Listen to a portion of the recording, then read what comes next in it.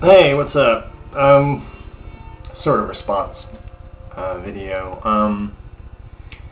I wanted to say first. I just wanted to say something about the whole troll thing. The way you phrased it, it was really funny because it sounded like the war on terror.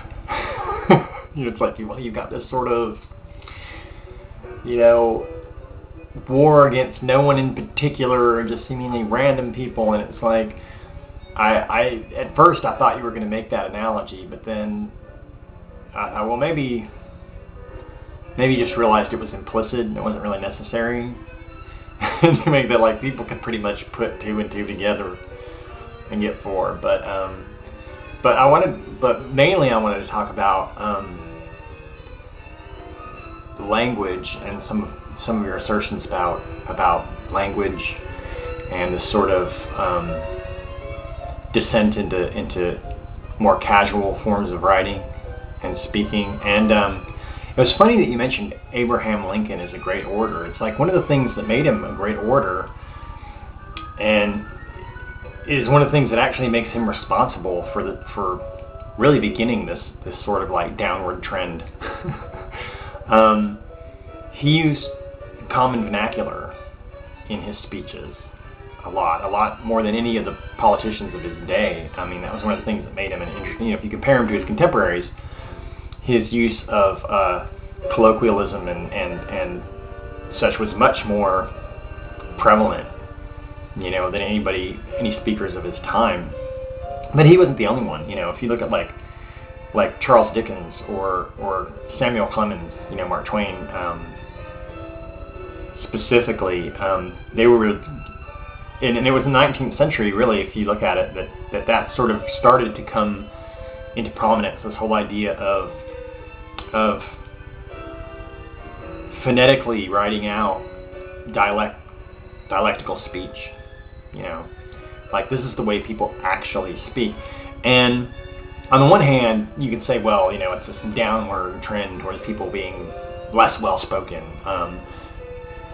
But it also gives you a realistic idea of the way people spoke, because one of the things I can't help but get away from when I read a lot of the great works of fiction from the past is it's easy to fall into this misperception that everyone walked around speaking perfect English, when we know that was not the case.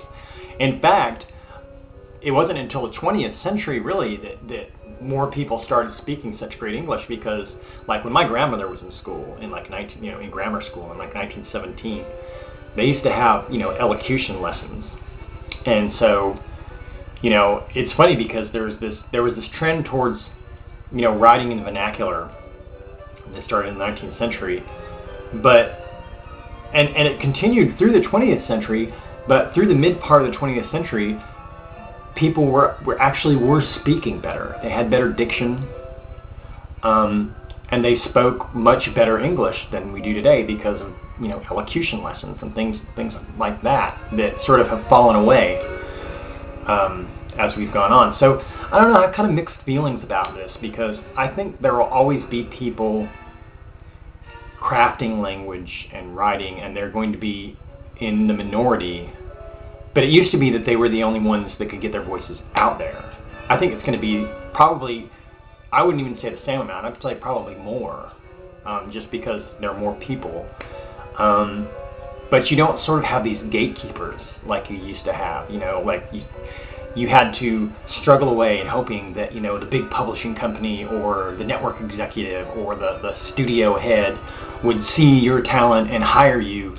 And now with the advent of the internet, people can just go ahead and put their content out there, and unfinished or not, and crafted or not, and it's up to people to decide whether it's worth anything or not. And I think future times, at least I'll say this, at least in future times when people look back at stuff like this, they will know how we actually spoke.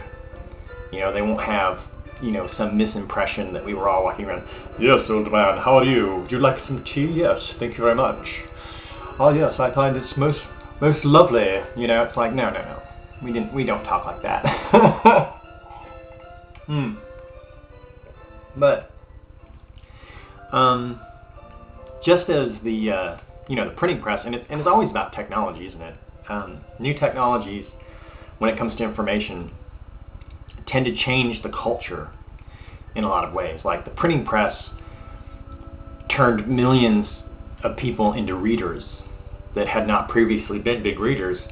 And the internet is turning people into writers and content producers. And as you said, our writing is in some ways getting better, in some ways getting worse. It's kind of a mixed bag, isn't it? And as far as how things are going to turn out in the future, I mean, I'm no Cassandra, and I don't think that, my my record for predicting the future is not great. But I think there's still a room and space for proper English, and I think there always kind of will be. Just like there's always going to be a place for opera. Even if it's one of those things that even if people, it's not particularly their cup of tea, they can appreciate that it's well crafted and that it's something that takes skill to do. So yeah, I guess that's all I got to say about that. But yeah, interesting video. Thanks.